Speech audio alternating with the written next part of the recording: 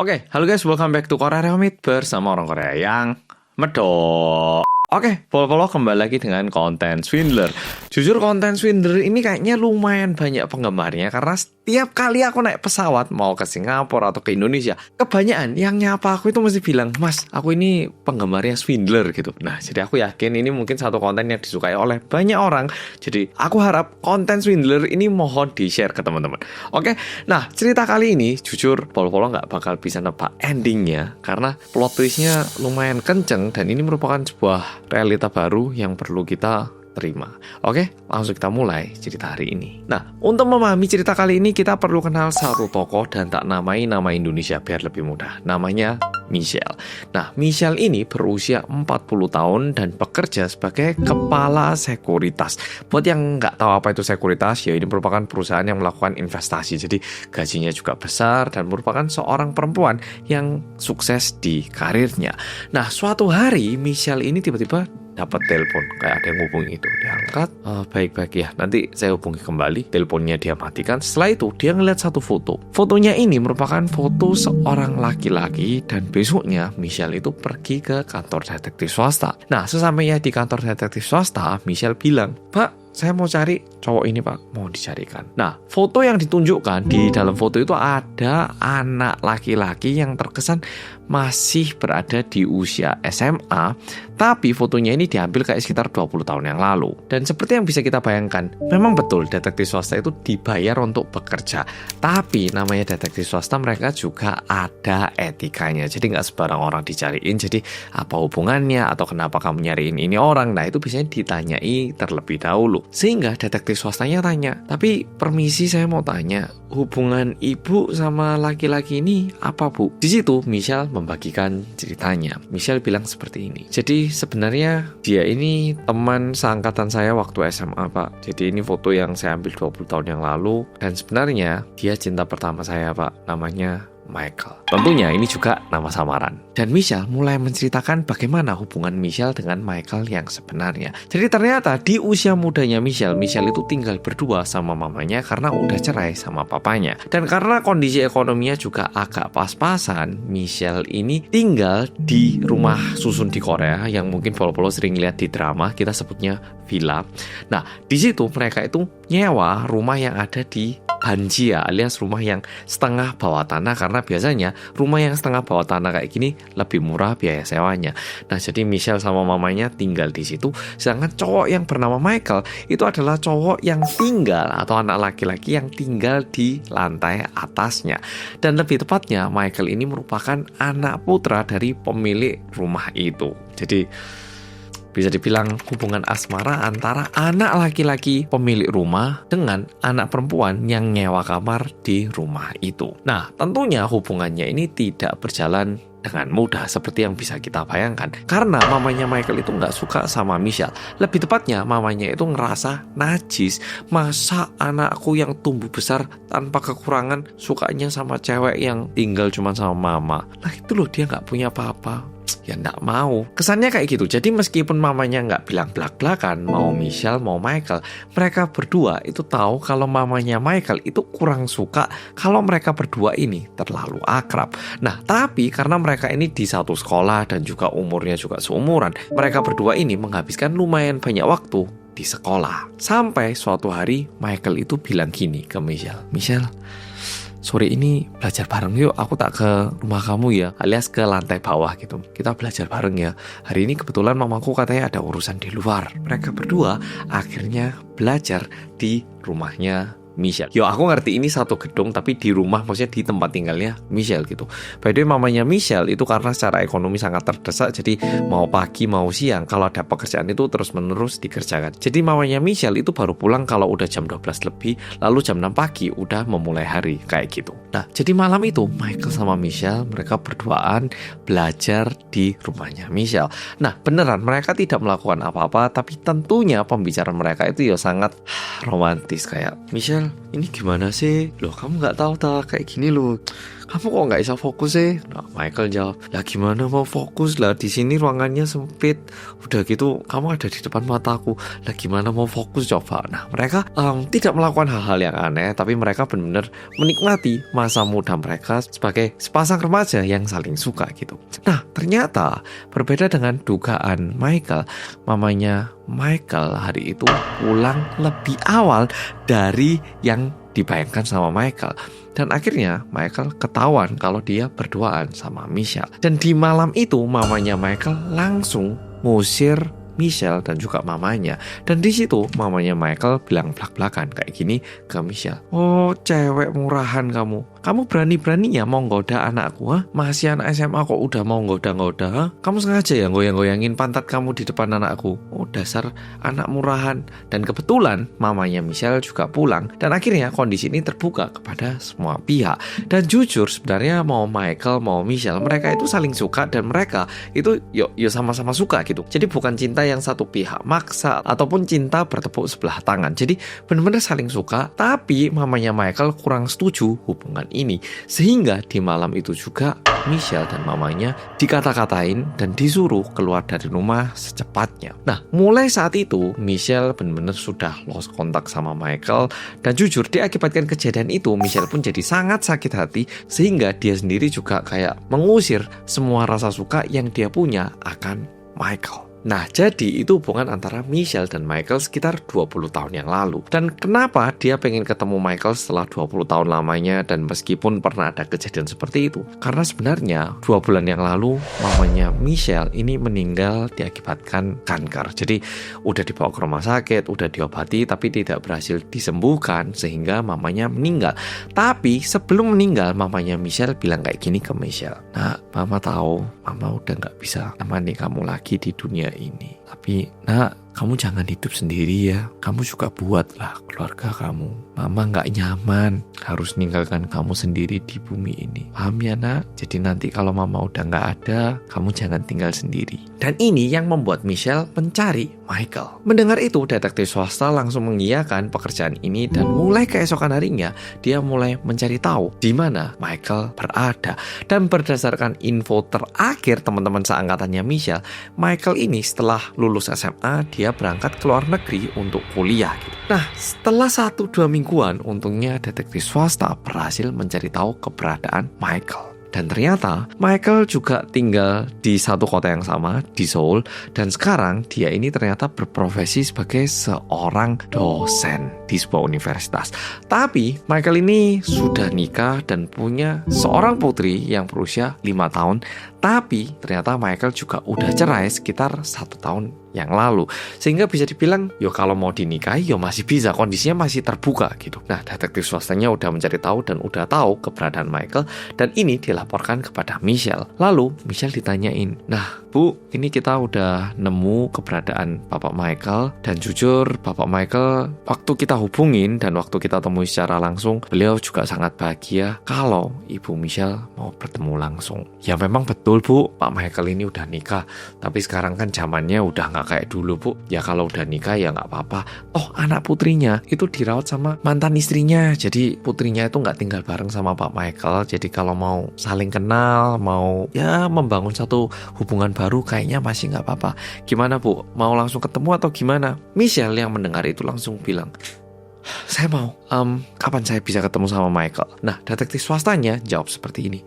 Untung banget Bu, kebetulan Pak Michael pun juga standby hari ini. Kalau Ibu Michelle mau ketemu malam ini juga bisa saya hubungkan. Mungkin tempat janjiannya saya share ya Bu. Jadi biar Ibu Michelle sama Pak Michael bisa langsung ketemuan malam ini. Sehingga malam itu Michelle dan Michael bertemu di kafe dan terkesan mereka cukup bahagia karena bisa bertemu kembali. Masalahnya, sekitar 4 bulan setelah itu, kali ini Michael yang datang ke kantor detektif swasta dan bilang seperti ini ke detektifnya. Pak, Bapak masih ingat saya kan Pak? Oh ya ingat, iya Pak Michael kan. Pak detektif, saya kesini karena Michelle hilang Pak, nggak bisa dihubungin, di rumah juga nggak ada. Ya, dia benar-benar hilang Pak, dan gak tahu kenapa Michelle itu terus ngindar setiap kali saya hubungin Pak. Bisa nggak Pak? Saya dibantu, saya benar-benar pengen cari Michelle. Detektif swasta yang tanya, mungkin bisa saya bantu Pak, tapi saya boleh tahu nggak Pak, 4 bulan yang lalu kan udah saya ketemukan. Di pertemuan pertama itu Bapak sama Ibu seperti apa? Apakah sempat ada masalah atau gimana? Mungkin saya bisa diberitahu dulu biar saya lebih paham Pak. Dan di situ Pak Michael menceritakan apa yang terjadi selama 4 bulan yang terakhir. Dan ternyata di pertemuan hari pertama mereka itu ketemuan di kafe, dan mungkin karena CLBK gitu ya, meskipun dua-duanya udah dewasa tapi masih ada ingatan di masa remaja mereka. Seketika mereka bertemu tatapan mata, mereka langsung bisa merasakan ada kehangatan di dalam hati. Jadi gak lama ketemu, malah Michelle yang bilang gini ke Michael, Michael, kamu suka wine gak? Aku ada satu bar ini yang sering tak kunjungi. Daripada kita ngopi, yuk kita ke bar aja. Di pertemuan pertama, mereka langsung pergi ke bar dan minum bersama. Setelah minum, Michael juga mengantarkan Michelle hingga ke depan rumah. Nah, udah sampai depan rumah, ngerti lah ya, kayak masa pacaran SMP gitu, kayak yaudah kamu masuk dulu, gak apa-apa, aku tak lihat kamu pulang, baru aku pulang. Kayak gitu itulah, kayak udah waktunya berpisah tapi gak berpisah. Sekitar 5 menit ngomong di depan rumah, tiba-tiba Michelle tanya kayak gini ke Michael lebih dulu, Michael, mau nggak mampir rumahku bentar? Michael kayak tercengang gitu, dan Michelle langsung narik tangannya Michael dan bilang, Michael, kita ini udah bukan anak SMA lagi, yuk masuk. Nah, langsung masuk ke rumah. Begitu pintu rumahnya dibuka, nggak ada bilang ini rumahku, langsung Michael ditempelkan ke tembok, dan di situ mereka mulai berciuman hingga bergabung. Ya, aku bingung pemilihan katanya, hingga bergabung. Pokoknya yo sama-sama udah dewasa, sama-sama mau ya mereka berhubungan. Masalah ini dosa atau bukan itu pilihan mereka, tapi pokoknya malam itu mereka berhubungan. Dan malah selama 2-3 bulan setelah itu, bahkan hampir kayak setiap hari mereka itu benar-benar kayak pacaran, dan kalau ada kesempatan ya mereka berhubungan. Jadi benar-benar kayak hubungan cowok dan cewek yang sangat panas, dan terkesan kayak mereka itu bakal menikah gitu. Sehingga Michael pun setelah 2 bulan mereka kayak bertemu dengan sangat panas, dia memutuskan untuk melakukan propose kepada Michelle. Nah, sehingga di bulan ketiga, suatu malam rumahnya itu udah dia hias dan dia propose ke Michelle. Tapi anehnya, saat Michelle dipropose, bukannya dia itu malah bahagia, Michelle malah kayak kaget gitu dan bilang, kayaknya aku butuh waktu untuk mikir, dan meninggalkan rumahnya Michael. Dan 2 hari setelah itu, Michael menerima SMS dari Michelle yang bilang, Michael, kayaknya kita nggak bisa deh nikah. Aku doain biar kamu bisa ketemu seseorang yang lebih baik. Kayak gitu. Dan setelah itu Michelle menghilang. Jadi kalau didengar, Michelle sama Michael, mereka itu setelah bertemu hubungannya baik-baik saja, tapi entah kenapa tiba-tiba Michelle ngilang tanpa sebuah alasan yang jelas. Nah, dengarkan itu, detektif swasta mengiyakan, dan mulai keesokan harinya mereka pun mulai nyari. Dan untungnya detektif swasta ini berhasil menemukan teman dekatnya Michelle. Nah, setelah ketemu sama teman dekatnya Michelle, detektifnya langsung tanya, by the way, temennya Michelle kan? Iya, saya temennya Michelle. Tahu nggak sekarang Michelle di mana? Michelle kemarin sih bilang ke saya mau liburan ke Eropa kayak 1-2 bulanan gitu. Iya, detektif swastanya tanya, hah, liburan ke Eropa? Tapi kenapa ya Michelle itu nggak memberitahu ke Michael? Tahu Michael nggak? Nah, temennya Michelle jawab, Michael. Oh, cinta pertamanya waktu SMA itu.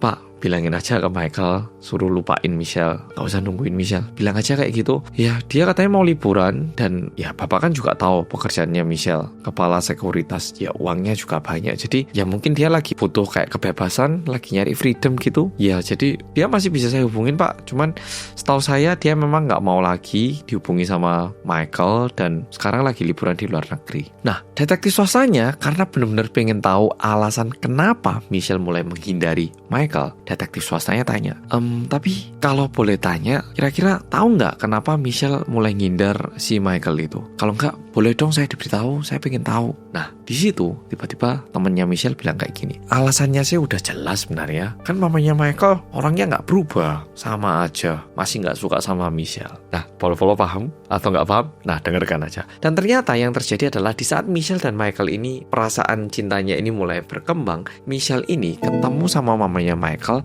tanpa sepengetahuannya Michael. Dan ternyata mamanya Michael itu bilang gini ke Michelle, loh, laki-laki kamu toh yang lagi macarin Michael, kamu lagi toh. kamu ini cewek udah tua, masih aja mau deketin anakku. Kamu jangan halangi masa depan anakku deh, ha? Anakku itu harus punya anak putra, biar marga kita ini bisa berlanjut. Emang kamu bisa apa? Emang kamu masih mens? Kamu ngapain sih masih mau deket-deket sama Michael? Nah, denger itu sebenarnya Michelle itu ya nggak lembek-lembek gitu. Dia juga sempat melakukan sedikit perlawanan. Bu, emang masalahnya apa sih bu? Jujur karir saya udah lebih bagus dari Michael. Uang saya juga lebih banyak daripada Michael. Masalahnya ibu apa sih? Nah, Michelle bilang kayak gitu. Tapi karena mamanya Michael itu terus-menerus merendahkan dan terus-menerus bilang kalau kamu ini udah cewek tua yang nggak bisa melahirkan anak, kamu ini nyengkiro gitu, kamu ini sedang nyengkiro dari masa depannya Michael gitu. Nah terus menerus, jadi mamanya terus menerus meminta Michelle untuk meninggalkan Michael. Dan karena Michelle juga udah lumayan kesal, akhirnya Michelle juga bilang gini ke mamanya Michael.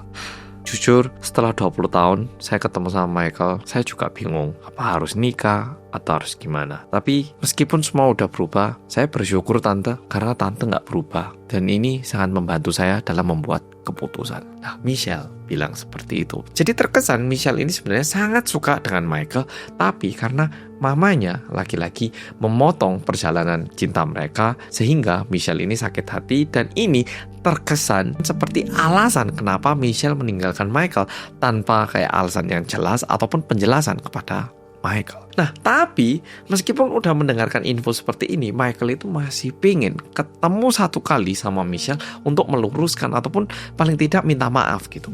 Nah, tapi karena Michelle nggak bisa dihubungi, akhirnya detektif swasta ini mulai mencari ide gimana caranya biar bisa ketemu sama Michelle. Nah, karena Michelle ini masih kayak statusnya itu aktif ataupun bekerja di perusahaan itu, detektif swasta ini meminta meeting khusus dengan kepala perusahaan alias Michelle dengan alasan sebuah investasi ataupun konsultasi investasi gitu. Dan untungnya perusahaannya ini memberikan slot untuk bertemu dengan Michelle. Tapi tanggal yang diberikan dari perusahaan itu kayak masih 1 bulan lagi, karena Michelle itu masih berada di luar negeri dan diperkirakan baru balik bulan depan gitu. Nah akhirnya yo mau gak mau Michael menunggu. Dan 1 bulan setelah itu, Michael pergi ke tempat pertemuan dan menunggu kedatangan Michelle. Siap-siap kaget, di jam yang sudah disetujui, Michelle ternyata beneran datang ke tempat pertemuan. Dan Michelle sangat kaget melihat Michael yang ada di situ, karena Michelle ngira ini merupakan kayak pekerjaan gitu. Jadi ngelihat Michael kaget, tapi Michael lebih kaget melihat Michelle. Lebih tepatnya perutnya Michelle yang seperti itu. Nah, coba follow bayangkan sekarang kondisinya seperti apa. Jadi Michelle yang meninggalkan Michael dan bilang gak mau dinikahi, ternyata hamil. Dan kemungkinan besar itu merupakan anaknya Michael. Karena hamilnya itu bukan yang baru, tapi hamilnya ini udah kayak terlihat kayak udah 3 bulanan gitu. Nah, ngeliat itu, Michael langsung minta Michelle duduk dan tanya, Michelle, kamu kenapa gak bisa aku hubungi? Kamu kenapa selama ini pergi ke luar negeri? Sama kamu hamil ya? Itu anak kita dah. Michael tanya gitu. Michelle memberikan tatapan yang agak membingungkan, kayak menghindar gitu. Dan setelah itu dia bilang, enggak, ini anakku, gak ada hubungannya sama kamu. Agak aneh ya tuh. Jadi sebenarnya kalau dibilang apakah ini anaknya Michael, betul itu anaknya Michael. Tapi yang terjadi sebenarnya adalah, kalau Pol ingat di awal video aku bilang Michelle kan ditelepon ya toh. Nah, yang nelpon Michelle itu merupakan rumah sakit, karena Michelle itu pernah membekukan sel telurnya. Jadi di saat dia muda, Michelle udah membekukan sel telur biar nanti kalau misalnya dia udah punya suami di usia tua, dia itu masih bisa punya anak yang sehat gitu. Nah, rumah sakitnya ini telepon karena masa pembekuan telurnya ini udah mau habis, sehingga rumah sakitnya tanya ini mau diperpanjang atau tidak. Tapi di satu sisi Michelle ini merupakan seorang perempuan yang tidak mau menikah di dalam hidupnya. Tapi mamanya bilang kalau jangan hidup sendiri ya toh. Dan ternyata Michelle setelah mamanya meninggal, dia itu menghubungi semua mantannya satu demi satu dan bilang kayak gini, aku gak mau nikah sama kamu gak perlu nikah sama aku, tapi boleh gak kamu hamilin aku, kasih aja spermamu ke aku. Jadi Michelle itu udah ngubungi beberapa orang, tapi semua mantannya itu juga merupakan orang yang memang gak mau nikah, dan mereka itu bahkan gak pingin punya keturunan. Dan di saat dia udah kehabisan ide, apalagi kayak di Korea ini kan gak ada bank sperma ya, atau kalau di luar negeri kan ada kayak bank sperma. Jadi mungkin cewek yang pengen hamil tanpa punya suami bisa, tapi karena di Korea gak ada, yo dia gak bisa melakukan itu. Sehingga Michelle ini kepikiran untuk coba mencari keberadaan Michael.